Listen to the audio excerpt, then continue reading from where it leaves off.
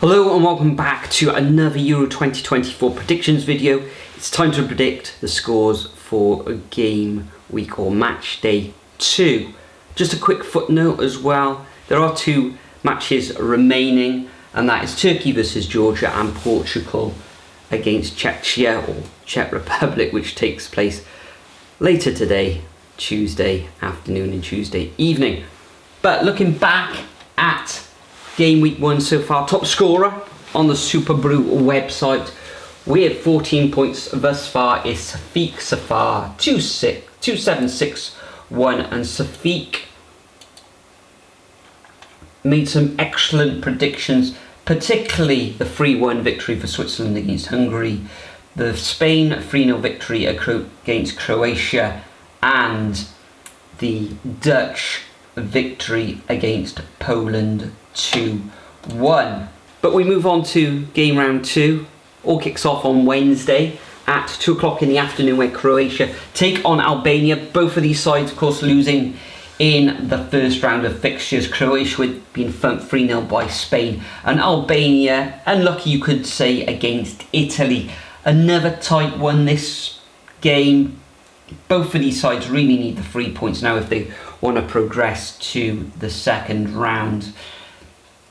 Got to fancy Croatia, however, I was impressed by Albania, so I am going to go for a draw 1-1. We then move on to the Mercedes-Benz Arena, 5 o'clock on Wednesday UK time. We've got the host Germany against Hungary. Now, Hungary really disappointed me with the way they played against Switzerland, and Germany probably the pick of all the teams in the competition so far, where they thumped Scotland 5-1. However, Scotland were very poor in that match, and of course they had players sent off. So I'm going to go for another victory in this one to the hosts, and I'm going to go 2-0 to the Germans. We then move on to Cologne, 8 PM on Wednesday. We've got Scotland against Switzerland. Scotland very, very poor. Switzerland very impressive.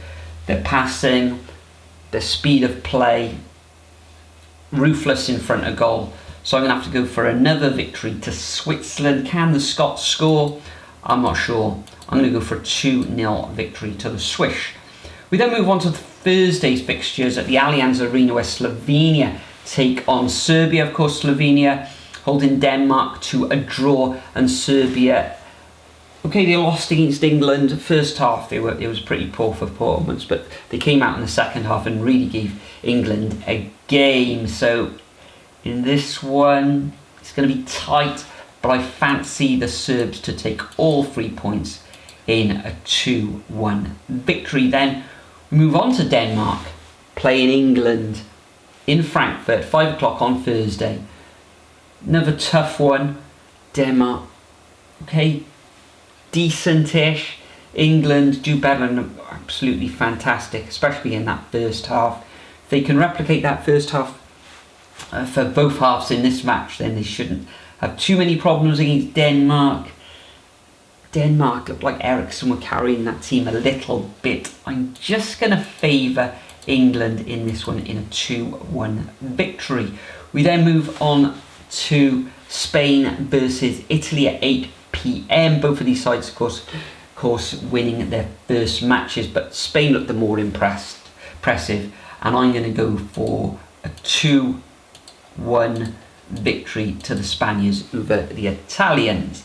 Next up, we've got Slovakia coming up against Ukraine. Ukraine being humbled on Monday against Romania, and Slovakia with that absolutely fantastic victory against Belgium. Whether they can repeat that against Ukraine, I'm not so sure, because Ukraine need to get something out of this one. Slovakia looks strong though, physically strong and capable.